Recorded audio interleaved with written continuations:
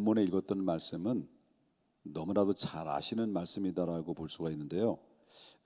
아브라함 그러면 믿음의 조상 그러잖아요. 그 믿음의 조상이 되기까지는 그냥 거저된 것은 아니었다라고 하는 것입니다. 중간중간에 아브라함에게는 그 인생에 있어서 일생일대에 많은 시련들을 겪었던 경험들을 가지고 있는 사람이 바로 뭐냐면 아브라함이었다라는 것인데요. 오늘 저와 여러분이 읽었던 말씀도 아브라함에게는 정말 말할 수 없는 고통, 한마디로 말한다고 한다면 이런 시련이 어디 있을까 할 만큼 갑작스러운 시련이 그에게 찾아왔던 것이죠. 예상치 않는 그런 시련들이 찾아왔는데요. 시험이라는 것은 언제나 예상하지 않을 때 오게 된다라는 것을 보게 되는데요. 이 시험은 한마디로 말한다고 한다면 험난한 것이고요. 비도덕적인 그런 비도덕적이라고 할 만큼 극심한 그런 시련이 그에게 찾아왔다라고 하는 것을 보게 되는데요. 그렇다면 여러분 알다시피 아브라함에게 찾아왔던 시련이 뭘까라고 할 때 여러분 알다시피 2절을 좀 보겠습니다. 2절을 창세기 22장 2절에 뭐라고 말합니까? 여호와께서 이르시되 내 아들 내 사랑하는 독자 이삭을 데리고 모리아 땅으로 가서 내가 내게 일려준 산 거기서 그를 어떻게 하라는 거죠? 번제로 드리라 그랬습니다. 여기 사랑하는 아들 독자를 뭘로 드리냐면 그냥 드리라는 게 아니에요.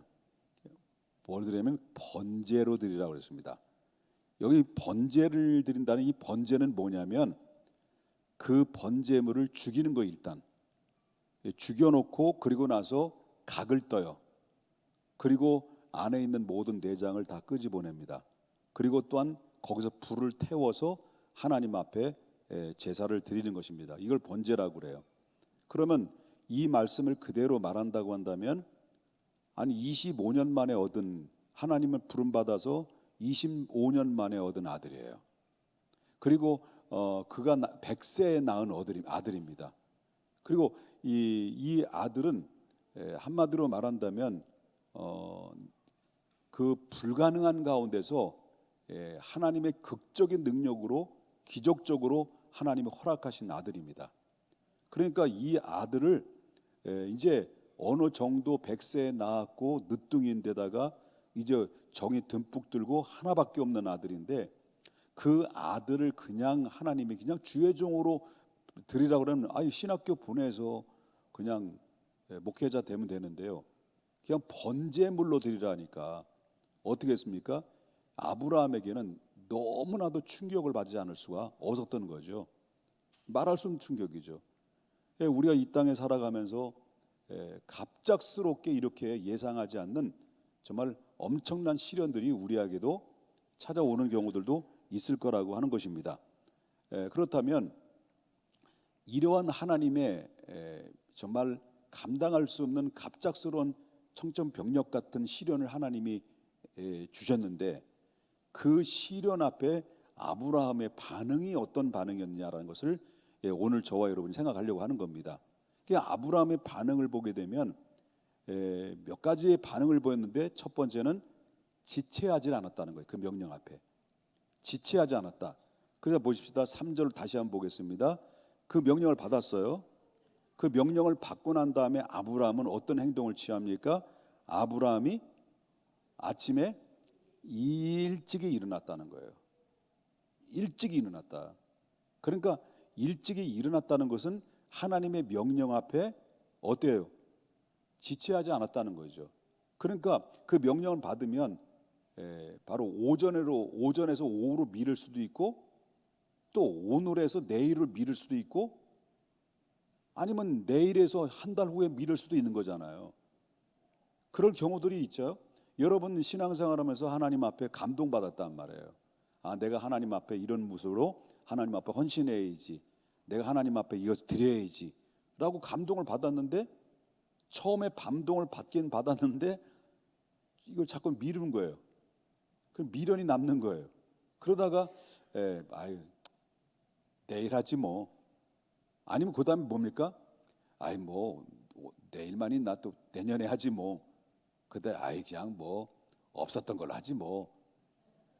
여러분 우리가 범인들 아닙니까? 우리가 이런 모습들이 늘 매 순간순간마다 하나님이 나에게 찾아오는 거룩한 부담의 요구 앞에 하나님 큰 감동을 받아서 내가 순종을 하고 내가 하나님 앞에 헌신하려고 하는데 우리는 순종을 지체하지 않고 그냥 하나님 앞에 헌신의 자리에 즉각적으로 행했던 모습들보다는 오늘을 할 거를 내일을 미루고 내일 미룰 거를 또 이제 아예 그냥 포기해버리는 이런 불순종의 모습들은 우리들의 범인이다라는 거예요. 범인. 그래서 어쩌면 그런 얘기 있잖아요. 첫 번째 주시는 감동은 하나님이 내게 주신 의도적인 그런 명령이고, 근데 이제 그 명령을 받아서 감동을 받았는데 시간을 좀 지체하다 보니까 인간적인 생각이 드는 거죠. 인간적인 생각이 들다 보니까 나중에 뭐예요? 세 번째는 마귀가 이제 거기에 바로 유도를 해서 결국 불순종의 자리까지 이르게 하는 이런 일들이 있다라고 이야기도 하잖아요. 그런데 이 아브라함은 우리와 다른 점이 있다는 것은 하나님의 명령을 들었을 때 아침에 일찍이 일어나서 그 모든 번제물을 드릴 수 있는 준비를 다 하고 종들을 데리고 그 아들 번제물인 아들 데리고 떠났다라는 거예요. 이 아브라함이. 그러니까 이 아브라함은 여러분 잘 알다시피 아브라함 그러면 뭐예요? 생각나는 하나님 앞에 처음 부름 받았을 때 그때 결단했던 그 행동이 뭘까요? 바로 이제 창세기 12장에 하나님이 부르셨잖아요. 하나님 부르셔서 12장 1절에 보면은 여호와께서 아브라함이 이르시되 너는 너의 고향과 친척과 누구 집을 떠나라는 거예요. 아버지 집을 떠나 내가 내게 보여줄 땅으로 가라. 그러면 2절에 4절에 보면 그 말씀을 들었단 말이에요. 그러면 자기가 살았던 정들었던 그 땅들이 있잖아요. 그리고 정들었던 친척이 있잖아요. 그의 저는 평택이 고향이거든요. 평택을 떠나본 적이 없어요. 떠났지. 떠나긴 떠났는데 순간순간 뭐 이제 떠났는데 여기 평택 거의 떠나지 않고 여기서 살았단 말이에요. 그런데 이 고향이 너무 좋은 거예요. 나보고 고향을 떠나서 살려면 못 살 것 같아요. 그만큼 고향이라는 것은 나를 낳아주고 나를 거기서 성장했고 거기에 많은 추억이 담아져 있는데 거기를 떠난다는 것은 쉽지 않는데, 그런데 이 아브라함은 하나님의 명령 앞에 4절을 보겠습니다. 4절을 보겠습니다. 12장 4절. 이에 아브라함이 뭘 따라갔다는 거죠? 하나님의 말씀을 따라갔다라는 것은 하나님의 명령을 따랐다는 거죠. 명령을 따라갔고 롯도 그와 함께 갔으며 아브라함이 하란을 떠날 때 그 나이가 75세 하나님 앞에 부름받았단 말이에요. 바로 그 떠난다는 것은 그 쉽지 않는 거예요. 그래 아브라함은 어떤 사람이냐면 그 아버지 데라의 아들로서 아버지는 우상을 만드는 기술을 가지고 있어요. 그 우상을 만드는 기술을 가지고 있었기 때문에 그 아들 아브람도 우상을 만드는 기술이 있단 말이에요. 만약에 거기서 고향을 떠나지 않으면 아브람은 역시 일반적인 사람과 동일하게 바로 뭐냐면 그냥 불신자로서 살아온 인생을 마감했을 것입니다. 그런데 하나님의 부름 앞에 했을 때 그때 하나님 앞에 믿음으로 말씀을 따라가서 순종을 했다라는 거죠. 그때가 75세인데 75세가 됐을 때 드디어 25년 만에 아들을 낳았으니 얼마나 복이 되겠냐는 거죠. 그 축복이죠. 그런데 오늘 본문에 보면은 역시 똑같이 아들이 이제 어느 정도 성장했을 무렵에 하나님의 독자를 바치라고 하는 명령을 내렸을 때 아브라함의 반응은 어떤 반응이냐 할 때 지체하지 않았다는 거죠. 이것이 바로 아브라함의 모습을 우리가 엿볼 수가 있다라는 것을 보게 되는데요. 자, 하나님께서는 우리에게도 이와 같이 명령을 내릴 때가 있단 말이에요. 명령을 내릴 때가 있는데 그 매 순간순간마다 내려지는 명령 앞에 그 명령은 여러분 많이 명령을 들을 수 있는 거예요. 그러니까 강단에서 하나님의 말씀을 들었을 때 그 말씀을 들을 때 도전을 받고 내가 이런 삶을 살아야 된다는 결단도 함께 나는 앞으로 하나님의 기쁨이 되기 위해서는 나는 이 교회에서 그 포지션을 어디에서 행해야 될 것인가? 내가 신학교로서 신학도로 갈 것인가? 아니면 내가 하나님의 은혜가 너무 고귀하니까 내가 정말 내가 구원받은 그 가치가 너무나 소중하니까 내가 구원받은 것을 이 기쁨을 누군가에게 알려주고 싶어하는 뜨거운 가슴이 열망이 타오를 때 내가 선교사로 가야 됐다라는 결단할 수도 있단 말이에요. 우리 학생들도 마찬가지죠. 그런 순간순간마다 올 때가 있을 거라는 거죠.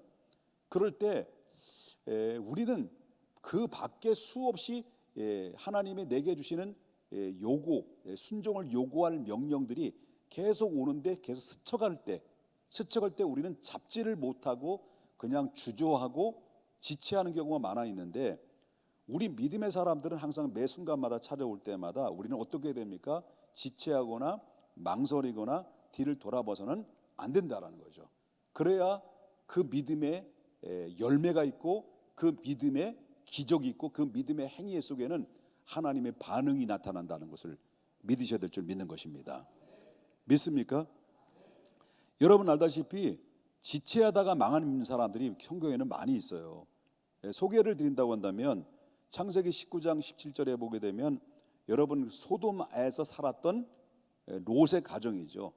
롯의 가정인데 아브라함의 중보 기도의 까닭에 하나님이 천사를 보내가지고 바로 롯의 가정을 구출하죠. 피난을 시킵니다. 피난을 시키는 대신 바로 뭐냐면 그 소돔을 성을 심판을 내리는 이런 아주 긴박한 가운데 있었던 상황이죠. 여러분 알다시피 17절에 창세기 19장 17절에 보게 되면 그 사람들이 그들을 밖으로 이끌어낸 후에 이르되 도망하여 생명을 보존하라. 돌아보거나 어디에 들에 머물지 말고 산으로 도망하여 멸망을 면하라 라고 말합니다. 이때는 어떤 때냐면요, 자 보겠습니다. 19장 24절 보겠습니다. 여호와께서 하늘 곧 하나님께로부터 뭐가 내려진 거예요? 불과 유황과 불의를 소돔과 고모라에 비같이 내렸다는 거죠. 그래서 소돔성이 완전히 불바다가 돼가지고요. 그러니까 심판을 받아서 다 그 소돔 안에 있는 사람 다 불로서 심판을 받은 거죠. 다 죽음을 당한 거죠. 그때 그 전에 아브라함의 기도를 들으시고 자기 조카 롯의 가정들을 구원하시기 위해서 천사들을 보낸 거죠. 그때 이제 너는 빨리 도피하라 라고 했을 때 그때 롯의 식구들에게 절대로 내 생명을 보존하기 위해서는 바로 뒤를 돌아보거나 좌우로 살피지 마라, 오직 앞만 보고 도망가라 라고 이렇게 명령을 내렸다라는 거죠. 자, 그런데 어떤 일이 벌어지냐면 불로서 막 심판이 임할 무렵에 이제 미리 피신했단 말이에요. 그런데 19장 26절에 보니까 누구의 아내예요? 롯의 아내. 19장 26절에 롯의 아내는 어디를 돌아본 거예요? 뒤를 돌아보았으므로 말미암아 돌아보다가 이 롯의 아내는 뭐가 돼버린 겁니까? 그 자리에서 소금 기둥이 돼버린 거예요. 그러니까 뭘 말하냐면 지체하지 않고 바로 앞만 보고 하나님의 명령의 말씀을 따라 그대로 순종하게 나가게 되면 거기에 구원이 임했는데 결국 어떻습니까? 뒤를 미련을 두고 뒤를 돌아보다가 결국 소금 기둥이 돼버리는 그런 심판을 받게 됐다는 거죠. 그래서 예수님께서도 마지막 때가 이와 같을 것이다. 마지막 때도 하나님이 심판을 내려졌을 때 바로 깨닫지 못하는 사람들이 롯의 처와 같은 이런 상황이 이루어질 것이다라는 것을 예수님께서도 말세의 현상에 대해서 예언을 한 적이 계시다라는 것을 보게 된다라는 거죠. 그러므로 우리가 매 순간순간마다 성령의 감동이 밀려오거나 내가 이 부분을 내가 순종해야 되겠다, 하나님의 성령의 마음, 하나님의 마음이 내게 밀려올 때 여기에 지체하지 않고 하나님 앞에 순종의 자리에 나가고 행동의 자리에 나가게 되면 여기에는 반드시 하나님의 의도된 것이 있기 때문에 의도됨의 결과가 내게 분명히 찾아온다 라고 하는 것을 믿으셔야 될 줄 믿는 거예요. 목회를 40년 가까이 하다 보니까 저도 이렇게 그런 경험들을 많이 있잖아요. 하나님 앞에 주어진 기회, 의도된 기회로 하나님 내리신 명령 앞에 즉각적인 순종이 이루어졌을 때 저에게는 많은 응답을 내려줬던 경험들이 많이 있어요. 기적 같은 일들이 많이 있었죠. 그러니까 이런 모습들을 보면서 하나님이 나와 함께 하시고 하나님의 살아계심을 저와 여러분이 믿는다고 한다면 하나님의 백성들은 언제나 어느 때나 기적 같은 하나님의 은혜와 능력을 경험하고 축복을 경험해야 되는데, 그것은 바로 뭘 통해서냐면 하나님의 명령 앞에 믿고 순종하고 나가는 자리에 하나님이 준비한 기적의 역사가 바로 그 주인공으로 우리를 그게 세워놓으신다라는 것을 믿으셔야 될 줄 믿는 거예요. 또 한 가지는 아브라함이 그 명령, 어마무시한 그런 시련과 명령 앞에도 그는 뭐하냐면, 또 하나의 특징은 바로 뭐냐면 반문하지 않았다. 반문했다는 건 뭐예요? 물어봤다는 거예요. 물어봤다. 뭐 여러분 알다시피 우리 가족에는 바로 번성의 축복을 받았잖아요. 제게 개인적으로 볼 때는 번성의 축복을 받았어요. 근데 손자 5놈 중에서 여기 있는지 없는지 모르는데 아예 없었으면 좋겠는데 안 들었으면 돼. 이 놈이 이제 우리 큰 놈이 그 주원이가 2학년이에요. 2학년. 초등학교 2학년이에요. 그러니까 요즘 좀 컸다고 엄마가 뭐라 그러면 왜요? 왜요? 왜 그래요? 이렇게 엄마한테 살살 대들더라고요. 그럼 막 따지고 계시네, 저 오시네. 막 따지고 막 그렇더라. 그렇다는 거예요. 그러니까 엄마는 뭐예요? 엄마는 기가 막힌 거죠. 좀 컸다고 막 따지고 질문하고 막 이런단 말이에요. 근데 아브라함은 분명히 왜 그러시는지 궁금했을 거예요. 안 그렇겠습니까? 아니, 이해가 안 됐을 거예요. 하나님이 먼저 아들을 주신다고 그래가지고, 아니 나이가 많아서 포기했는데 포기하지 마, 내가 줄게. 그래서 기다려가지고 25년 만에 하나님이 주셔서 받았는데, 그래서 이제 어느 정도 잘 크고 성장할 무렵에 하나님이 또 그 아들을 이제는 아예 죽여서 번제를 드려라, 이렇게 어마무시한 시련과 명령 앞에 여러분 뭡니까? 아브라함은 묻고 싶은 게 많았겠죠. 따지고 싶은 게 많았겠죠. 그런데 아브라함은 여기 성경의 본문에 보면 어디를 봐도 하나님 왜요? 왜 그래요? 왜 줬다 뺏어요? 이렇게 한 적이 흔적이 없어요. 아침 일찍이 그냥 하나님의 명령에 따라서 움직였다는 것을 우리가 보게 되는데, 여기서 이유의 타당성을 묻지 않고 그냥 말없이 하나님 앞에 순종을 했다라고 하는 것입니다. 여러분, 우리 신앙생활에 있어서 하나님 앞에 부름받은 사람들은 언제나 조건이나 대우나 아니면 장례를 묻지 않는 것이, 이게 바로 하나님의 사람들이에요. 자, 여러분 알다시피 예수님께서도 제자를 불렀단 말이에요. 공생에 딱 시작하자마자 예수님 제자들을 불렀을 때 다양한 직업을 가지고 있는 사람들을, 특별히 이제 어부 출신들한테 다가갔을 때 예수님이 불렀단 말이에요. 그때 여러분 알다시피 마태복음 4장 19절과 20절에 보면 말씀하시되 나를 따라오너라, 내가 너를 사람을 낚는 어부가 되게 하리라. 누구를 부른 거예요? 사람을 낚는 어부가 되리라고 명령하실, 나를 불렀을 때는 누구를 부른 거예요? 베드로죠.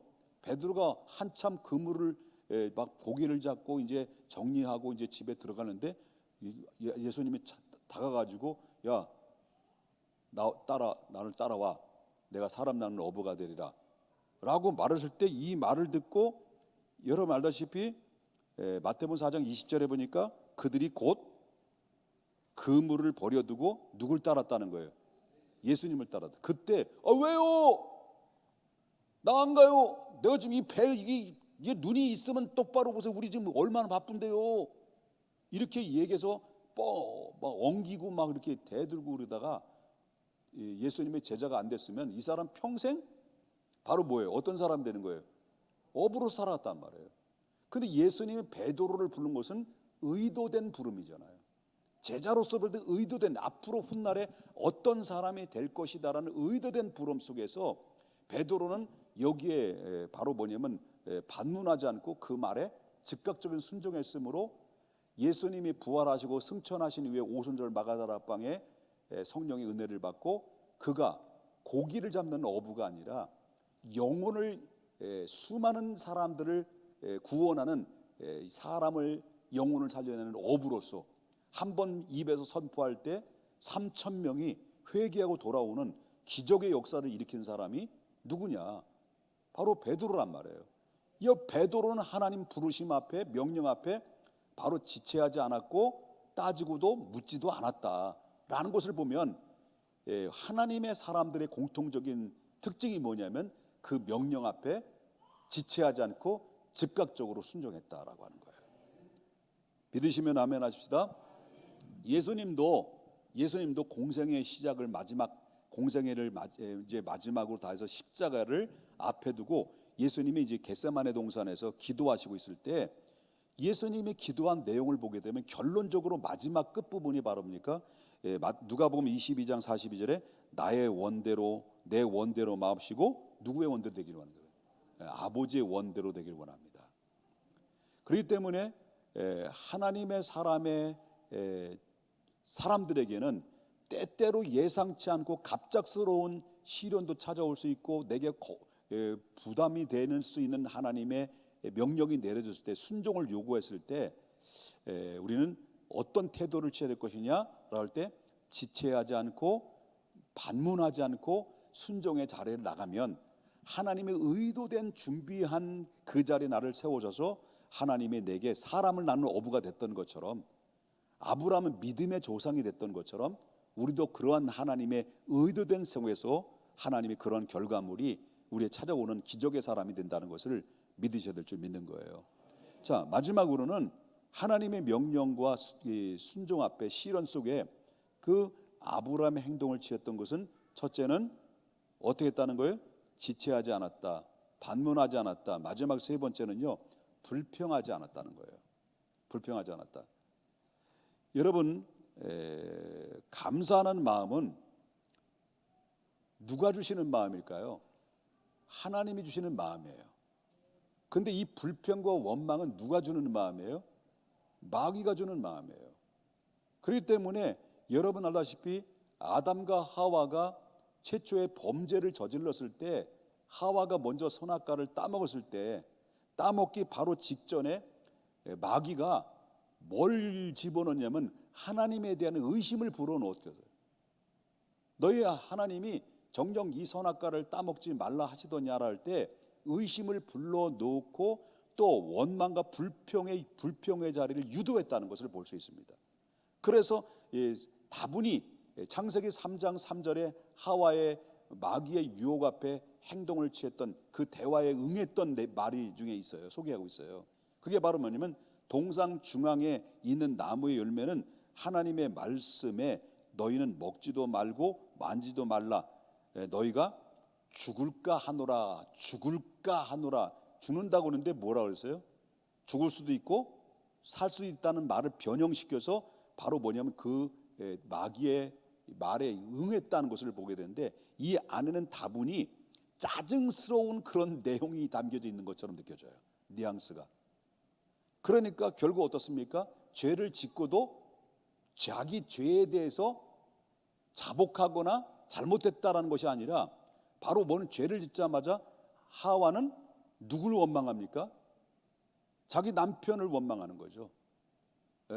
그리고 또 뭡니까? 그 뱀을 원망하고 그다음에 남편도 하와를 원망하고 이 여자가 내게 줌으로 내가 먹었습니다라고 이렇게 이야기하는 이런 모습들이 바로 뭐냐면 불평과 원망을 불어넣는 경우가 있다. 그래서 저와 여러분이 하나님 앞에 우리 속에 감사가 차고 넘치면 넘칠수록 내 안에 성령이 기쁨으로 나를 움직이고 있다는 것을 보면서 항상 우리는 감사를 빼앗겨서는 안 된다라는 거예요.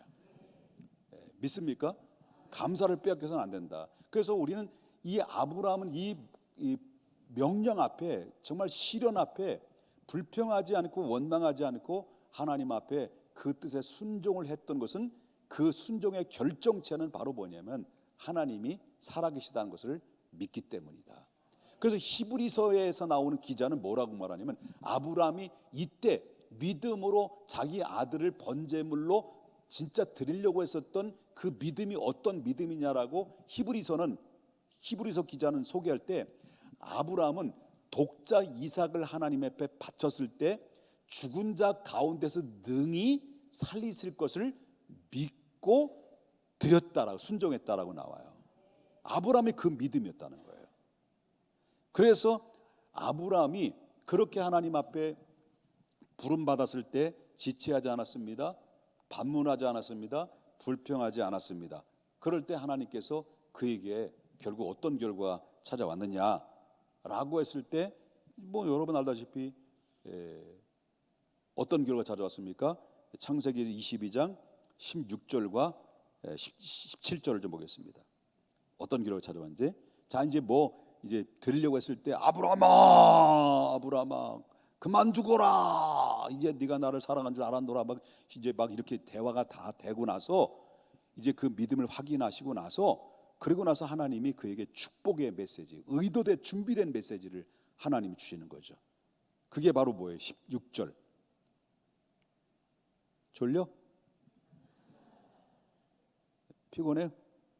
16절 뭐라고 그래요? 이르되 여호와께서 이르시되 내가 나를 가리켜 맹세하노니 누가 누구를 놓고 가리켜 맹세한다 그랬어요? 하나님은 누구한테 누구를 대놓고 맹세하실 분이 아니잖아요. 전능하신 하나님이잖아요. 그러니까 하나님이 당신의 이름을 두고 맹세를 한 거예요. 맹세하노니 내가 이같이 행하여 내 아들 독자도 아끼지 아니하거늘. 자, 독자도 아끼지 아니하거늘. 그 다음에 17절에 보니까 내가 내게 이제 뭘 준다는 거예요. 이제 큰 복을 주고, 그 다음에 두 번째는 내 씨가 어떻게 된다는 거예요? 크게 번성하여. 그 다음에 하늘의 별과 같고 바다의 모래와 같게 하리니. 그 다음에 뭐라고 그래요? 세 번째, 내 씨가 그 대적의 성문을 차지하리라. 이게 바로 앞으로 너의 후손을 통해서 이루어질 축복이다. 그런 말씀을 주셨는데, 근데 여기 씨라고 하는 것이 뭡니까? 여기서 내 씨가 크게 번성하여 하늘에는 뭐처럼, 바다는 모래처럼 이게 번성의 축복을 주신다고 그랬어요. 이 번성을 축복을 주시는데 이 씨는 사람들은 뭐라고 생각하면 씨는 예수님이라고 이렇게 해석하는 경우가 많은데, 그 씨의 본질적인 그 해석은 바로 뭐냐면 이스라엘 백성들을 얘기했습니다. 여러분 알다시피 아브라함을 통해서 자식을 낳았어요. 그 자식을 낳고 아들이 이제 이삭이 또 자식을 쌍둥이를 낳고, 쌍둥이 중에서 야곱이 몇 명의 아들을 낳았어요? 12명의 아들을 낳고, 그 다음에 12명이 이제 하고서 그 낳고 해서 70명이 가나안 땅에 정착하고 살고 있다가 바로 요셉을 통해서 70명이 어디로 이민을 가요? 바로 이 애굽 땅 고센 땅으로 이민을 가는 거죠. 거기서 430년 동안 살면서 엄청난 번성이 임해서, 바로 엄청난 번성과 번식이라는 게 이상하다 좀. 무슨 저 동물도 아니고요. 엄청난 번성이 임해가지고요, 인구가 폭발적으로 늘어났어요. 그래서 그때 70명이 400년 만에 남녀노소 어린 아이와 함께 다 대충 포함하면 200만 명의 인구가 폭발적으로 늘어난 거죠. 그 나온 거죠. 그래서 결국 어떻습니까?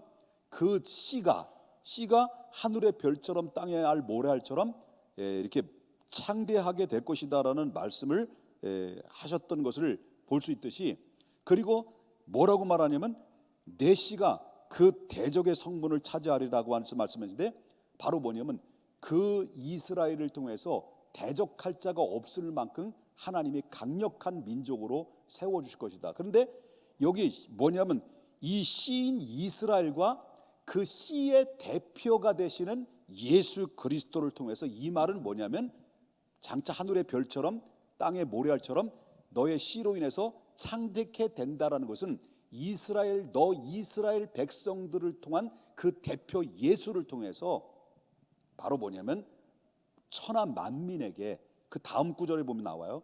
천하 만민에게 바로 복을 받게 하는데, 그 천하 만민에게 복을 받게 하는 게 뭘까요? 복음을 통해서, 바로 복음을 통해서 죄인들이 돌아오고 전 세계 뿔뿔이 흩어져 있는 수많은 영혼들에게 복음의 소식이 전파돼서 바로 전 세계에서 하늘의 별처럼 땅의 모래알처럼 구원받는 수가 차고 넘치게 될 것이다라는 것을 아브라함에게 주셨던 이 메시지 속에 다 들어있다는 거죠. 이건 구속사적인 의미에서 훗날에 있어야 될 그런 말씀을 통해 주셨는데, 그 역사의 주인공이 누구를 통해서 시발점으로, 발음 정확하게 들어야 됩니다. 시발점으로 세워드느냐 할 때 아브라함, 하나님의 말씀 앞에 지체하지 않고 또 반문하지 않고 불평하지 않고 100% 믿음으로 순종하여 그 아들을 바치는 그런 믿음으로 확인됐을 때, 하나님께서 그 아브라함을 통해서 전 인류가 구원받는 그 씨로 인해서 천하 만민이 복을 받는 그런 역사의 주인공으로 그 한 핵을 긋는 하나님의 사람으로 만들어 주셨다라는 것을 보게 된다는 거죠. 이것은 구속사적과 전 인류적인 그런 말씀이라고 한다면, 이건 개별적으로 여러분과 저가 적용한다면 이거죠. 바로 아브라함이 이렇게 하나님의 말씀의 순간순간마다 어쩌면 이해할 수 없고 어쩌면 상식적으로 논리적으로 비인간적이고 비도덕적일 수도 있지만은 납득되지 않는 그런 순종의 요구 앞에 아브라함이 순종했던 것처럼 지체하지 않고, 그 다음에 또 반문하지 않고 불평하지 않고 감사로 순종했었던 것은, 하나님이 내가 이렇게 순종했을 때라도, 내가 이 독자를 드릴지라도 능히 하나님이 살리실 것을 믿는 믿음으로 하나님 앞에 드렸기 때문에, 아브라함이 오늘날 믿음의 조상이 됐던 것처럼 내 개인적으로도 마찬가지로 내 한 사람이 이러한 아브라함 같은 믿음의 순종의 자리에 나갈 때 나를 통하여 내 가족은 물론이거니와 내 가족의 자녀들은 또 훗날에 또 후손들이 뻗어날 때 3, 4대 1000대까지 이르러 하나님 내 한 사람의 믿음의 순종이, 그 놀라운 영향력이 끝없이 뻗어가는 축복의 명문 가문의 주인공이 그 아브라함, 그 성경에 나오는 아브라함이 아니라 내 자신의 아브라함이 되어야 된다는 것을 다시 한번 결단하는 시간이 됐으면 하는 것입니다. 이 시간에 하나님 앞에 순간순간마다 우리는 어떤 결단을 해야 됩니까? 매 순간순간마다 하나님이 내게 찾아오는 기회를 그냥 스치는 관계가 되지 말고, 기회가 찾아올 때마다 그 기회를 손으로 잡고 마음으로 잡고 믿음으로 잡아서 그 기회를 품고 믿음으로 행동할 때, 그 안에서 하나님의 의도된 준비된 곳에 여러분들을 세워서서 아브라함처럼 하나님께서 귀하게 쓰여져서 말세지 말에서 하나님 앞에 정말 멋지게 하나 행복하게 쓰임받은 믿음의 주인공이 되리라 믿습니다. 거룩하신 하나님 아버지, 주님의 은혜와 사랑을 아버지 하나님께 감사하고